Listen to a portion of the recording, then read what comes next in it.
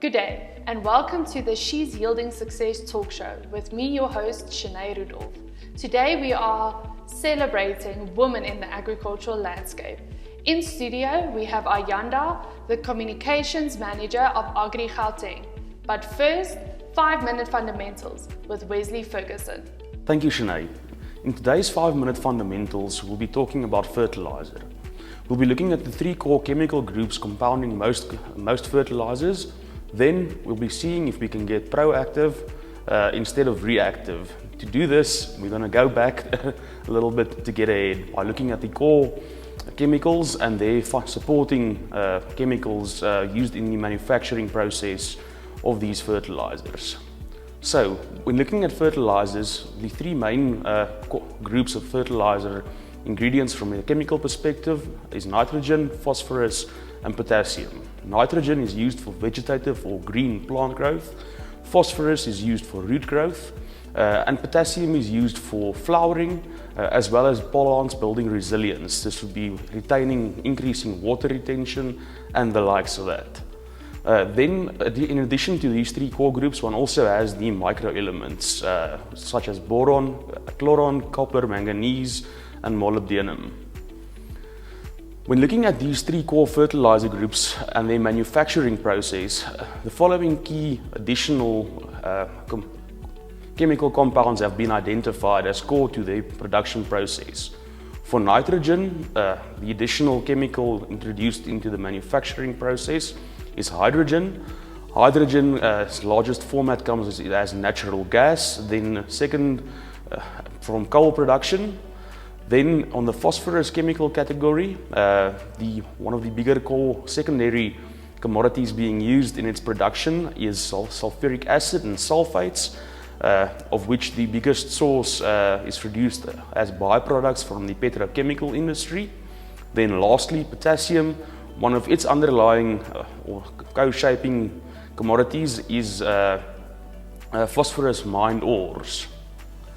When looking at these 3 different commodities, supporting commodities, and their role in terms of production of the core fertilizer groups, hydrogen as supportive commodity to nitrogen fertilizer production, at a global scale, about 100 million metric tons of this is produced, with China being the leader in the market, producing about 1/4 of the world's global hydrogen. Why this is important to agriculture?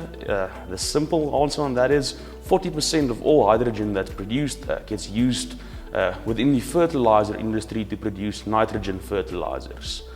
Then a quick look at some global markets.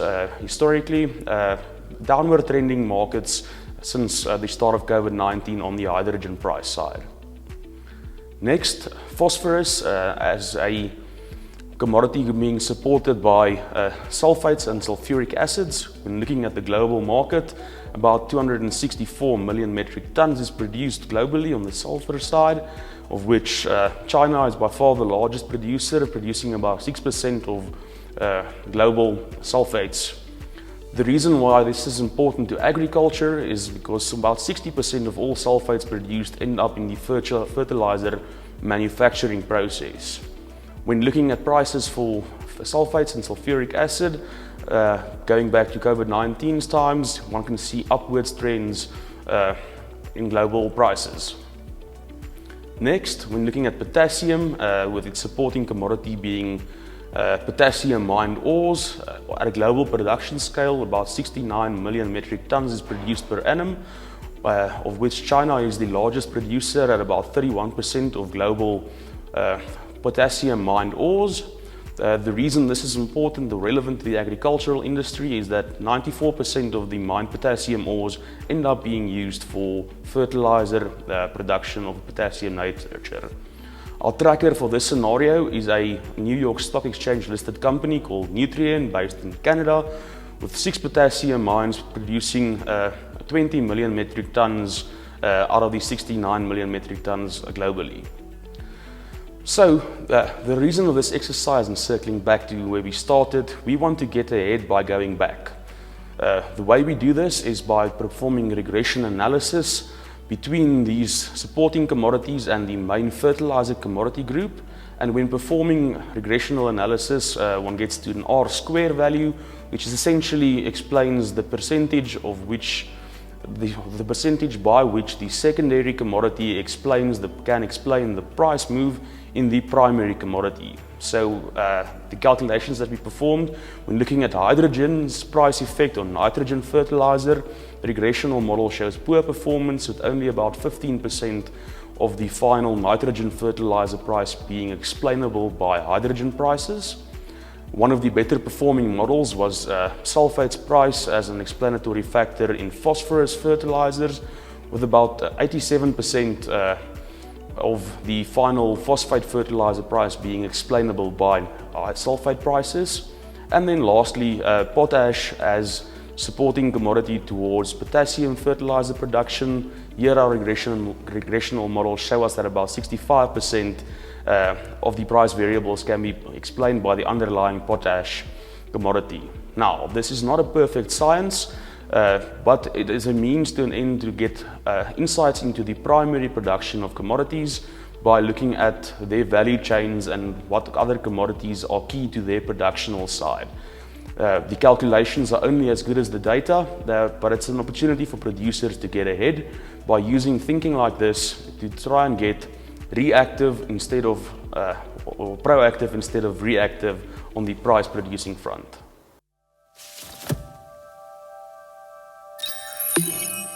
Farming plays a vital role in the economy and sustainability of our country. From herding and harvesting, it has grown and evolved into an innovative, fast-paced industry. Today's farmers are skilled business people who use the Internet of Things to run these commercial enterprises and share their products with the world. Because farmers do so much more than farm, they need more than just insurance. As the leading agricultural insurer in South Africa, Santam has the specialist solutions, in-depth expertise and infrastructure to meet each farmer's unique needs and manage their risk on and off the farm, while keeping their business running the good and proper way. Choose the insurer who understands the future of farming. Speak to your intermediary or visit santam.co.za.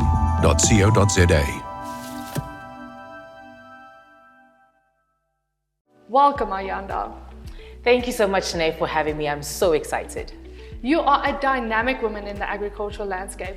Why agriculture? So, funny enough, my background, I come from a background of like completely no agricultural knowledge.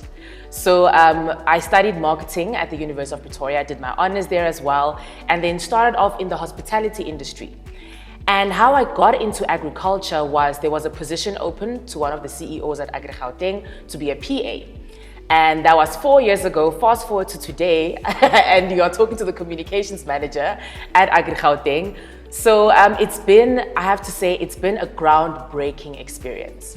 I had to learn so much in the industry and unlearn so much of the stereotypes that I thought the industry was about. So it's an exciting road so far. Yes, that's very true. If you look at the whole food and fiber value chain, that's actually agriculture. It's not just primary production. Yes. And I think a lot of people have that misperception of what agriculture actually is. Exactly. Yes. So who inspired you? Who was your inspiration? So far, so I was actually inspired, or still am inspired, by a phenomenal lady, I must say, the great 𝗵𝗲𝗀𝗶𝗶𝗴𝗏 Mandela.